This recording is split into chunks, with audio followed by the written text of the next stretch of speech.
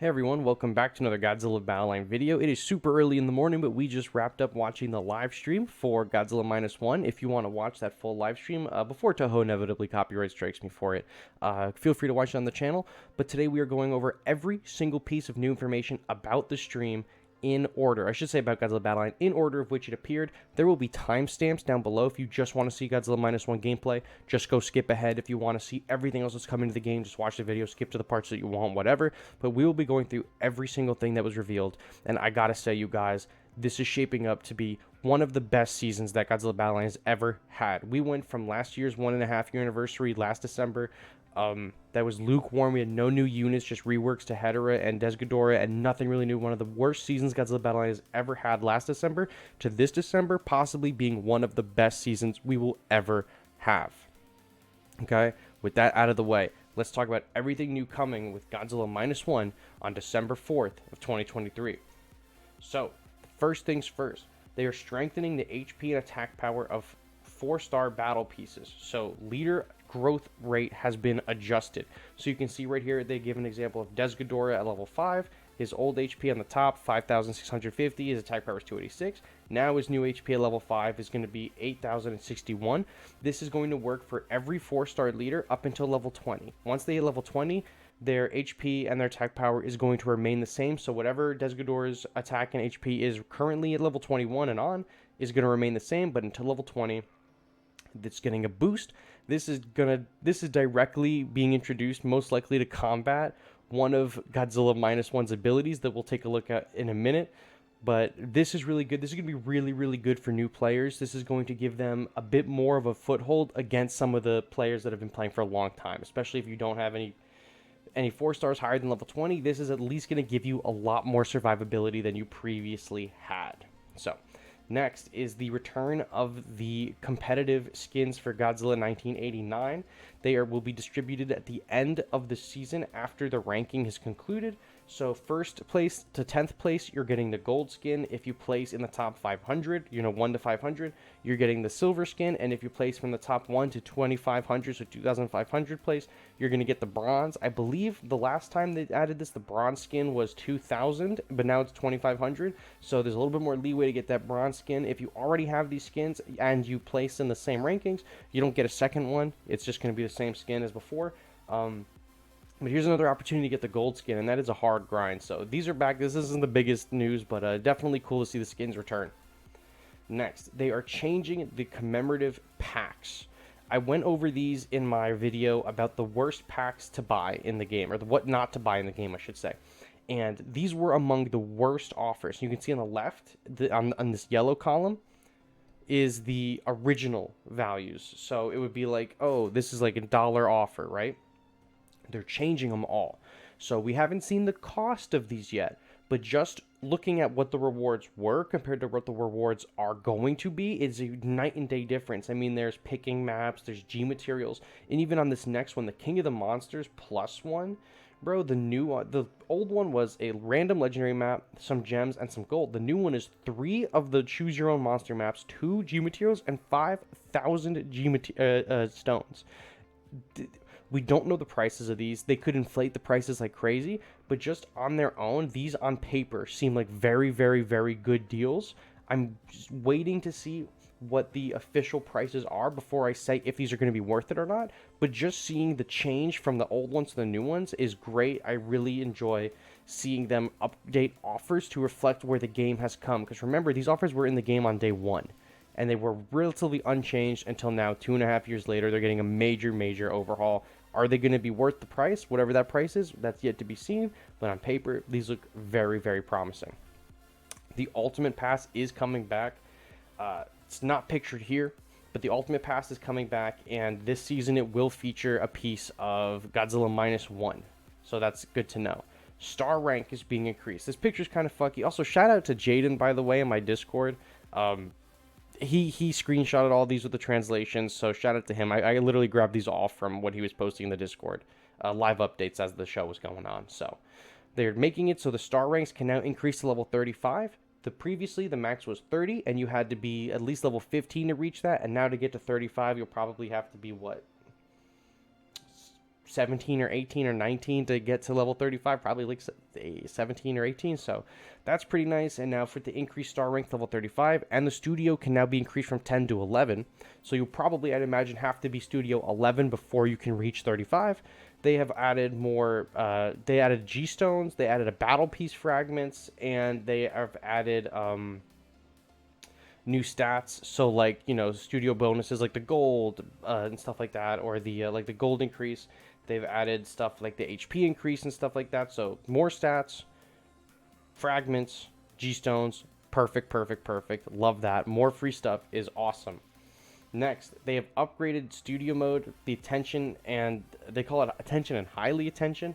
I guess apparently Destroya and Waka Godzilla could not have been these ranks, but I guess now they can. So it says added the latest units such as Destroya and Godzilla Waka Bay version. Says if you use the notable / high featured units, the amount of G tokens you earn during the grand mode will increase. So it looks like they just added more units to the pool of characters that can be chosen for this bonus. I didn't know that there were limited locked units. I didn't put that together, but I guess there are, and now there's more units that are available for this kind of, like, I guess, buff to studio mode.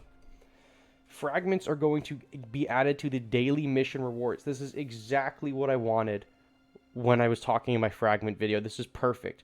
You will now have, instead of, you know, you'll also have daily missions for G-Stones and gold like we've always had, but now there will be daily missions as well to earn fragments. We don't know how many fragments. It says daily missions will change randomly every day, of course.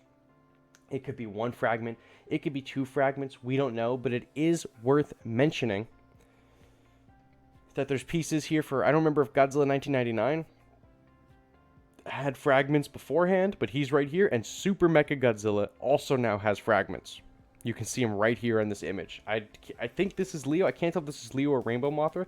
I think this is Rainbow Mothra, and so Rainbow Mothra also has fragments too. So that is definitely an interesting piece of information to note as well. So we're getting just a ton of shit is coming our way this season. Next, these are just packs. So there's the 25th anniversary, the 2.5 year anniversary pack, which I think is a really good deal. I didn't talk about this in any videos, but I talked about it in my Discord briefly.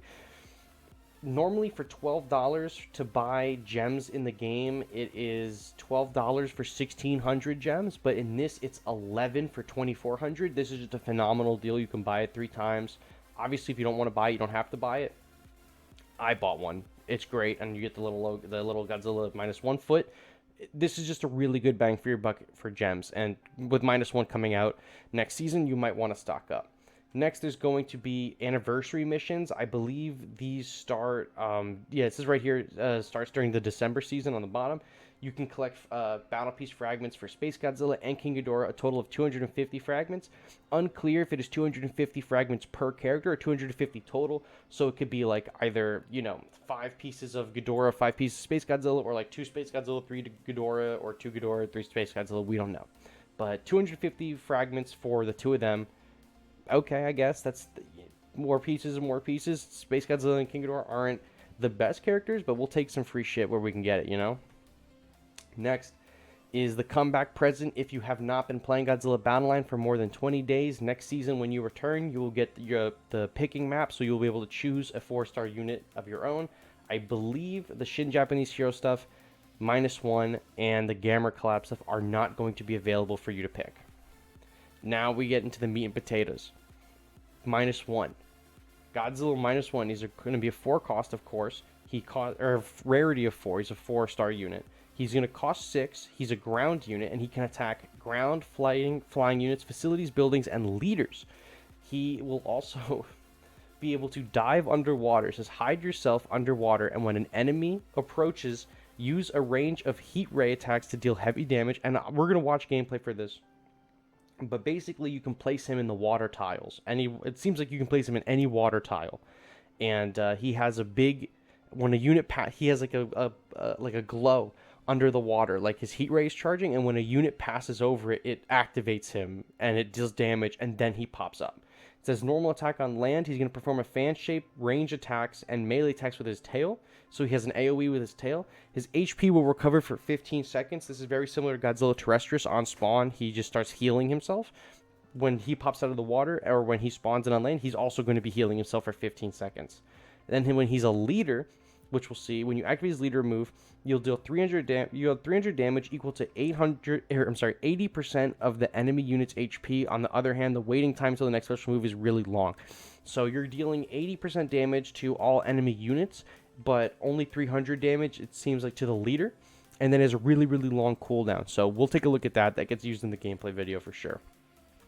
Next was a nice surprise. We're getting an alternate version for Godzilla -1 as well. We're getting the Ginza invasion version. I don't know why the D is there, but that's just the symbol that the translator put for the alternate. So the Ginza version actually seems like the most ridiculous. He's a 4-star, of course. He's cost 7. He's a ground type unit, and he can attack ground, flying, facilities, buildings, and leaders. But when he attacks normally, he doesn't move. He's a turret. He's stationary. He will not move. When he appears on the field, he will start charging up his heat rays. And if succeeding in charging for several tens of seconds, you will deal maximum damage to the enemy leader and their surroundings with a large explosion of heat rays. Now, you're not instantly killing the enemy leader, but it's like a 20-second charge. He's like a big turret. He has the most range in the game. You place him down. We'll see in the gameplay. You place him down, and he auto-locks to the enemy leader with a huge attack towards the leader and then a massive AoE around the enemy leader. So he's going to hit anything that's in the path of the beam and then anything near the leader. It's really crazy, and he's just going to stay put on the back end of your side of the field and just hit the leader on the enemy side every like 15 or 20 seconds. It's ridiculous. He seems like really, really interesting. I'm G-matting this one for sure. We also have God, I can't remember the name. It's not called the Shock. I don't remember the name of the kamikaze plane. But it's a rarity. It's a 3-star, so it's a gold unit. It costs 2 and it's flying. It can attack flying characters and the leaders. It cannot attack ground units. But when attacking normally, it performs a single attack with its machine guns. Also upon appearance, it's called the Shiden. I'm sorry, the Shiden. Also upon appearance and every 10 seconds thereafter, the Shiden performs an attack that will attract attacks from the surrounding enemy units to itself. So it, for 2 cost, is like a taunt. It's like a taunt. So it'll fly around the map and distract your enemies. They will go after the plane instead of going after your unit. Every 10 seconds, it's going to activate like a beacon, and it's going to distract the enemy units. It says, furthermore, Shiden itself has the ability to nullify enemy attacks twice, just like Jet Jaguar, and has excellent durability. So this thing is tanky. It can eat up 2 shots for free like Jet Jaguar. It flies. It can attack flyers, and it can attack the leader. It can, and it distracts the enemies, and it's a 2 cost. This in the gameplay, it just seems like a phenomenal unit, and I am super excited to actually try this one out and see what it's like. Next is Godzilla -1 and the Shiden are both going to be available in the Battle Pass starting on December 4th. No, Shinden's not going to be in the pass. Godzilla -1 is going to be in the pass starting on December 4th. However, there's going to be a login calendar that goes the entire season, so December 4th to December 31st. Or it's most of the season. The season, I believe, ends on January 5th. But the calendar ends on the 31st. After 10 days of logging in, you're going to get a free piece of Godzilla -1 regular version. And after 3 days, you're going to get pieces for the Shiden. Unclear on how many pieces, probably like 10. That's usually what they do for the 3 stars. But after 10 days, you're going to get a piece of -1 standard version. After 3 days, you're going to get a piece for the Shiden. Here's a picture of the Ultimate Pass featuring -1. I mentioned that earlier, so I might honestly pick this up. I don't think it still comes. It still probably doesn't come with the regular Battle Pass, but it comes with -1 pieces, and -1 seems pretty strong. Here's some offers for -1. They're standard. I usually probably wouldn't really include these offers, but I wanted to note that there are fragments now included. These offers have remained, it seems, exactly the same for the most part. I believe this one on the left has more gold in it, but it also has a fragment, so you get a scan map, a poster, 30,000 gold, and 5 fragment pieces. That's pretty good. And then the 4,500 ones that are the pretty reliable unlocks. You're getting 10 fragments for -1, and you're getting 10 Shiden pieces. If you're a whale, this is going to be what you want, because you're going to get 10 Shiden pieces every time. So you get, like, what, 50 Shiden pieces? You can do this, like, every day, and you can get 10 pieces of him, 10 fragments every time you purchase this. So 5 purchases of this, and you're going to get a whole piece right there. Even if you didn't pull him from this thing, you're still going to get pieces for him, which is crazy. that's just a lot of extra stuff. It's unclear if the fragments are only going to be available on your first purchase or not, but if they are not, then this is going to be just phenomenal. I'm stoked. I'm stoked. This is all just looks like such a good. There's so many things that have been improving this season. Godzilla minus one standard version is going to be the leader for the All-Star Battle. The alternate version of minus one cannot be leader, only the standard version, and the standard version will be the All-Star Battle character, and he's going to be rentable, so you're going to have a pretty strong All-Star Battle leader. Next is, I believe this is the G-Stones that we've earned from retweeting shit on their Twitter, so 2,243 G-Stones will be delivered to everyone. I think it's delivered today, or maybe it's delivered in the new season. I don't really remember, but either way, we got free shit. And then finally, as for the stream stuff, this is I believe this is the producer of the game, and he's teasing a unit in the very last live stream they did. Or the one that wasn't Godzilla Day. He teased Monster X, and then he struck this pose, and this looks like Orga to me. He's either having a stroke or he's mimicking Orga with the hands out and the mouth open. Listen, this could be Hedera. There's a very good chance that this could be some kind of Hedera.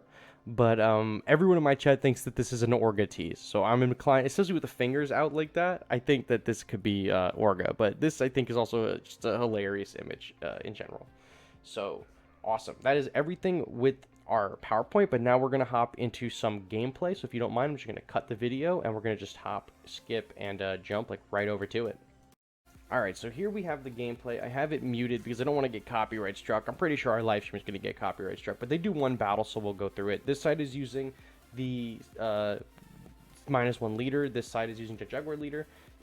My head is blocking it, but the minus one leader ability is 4 cost, by the way. It costs 4 to use his leader ability.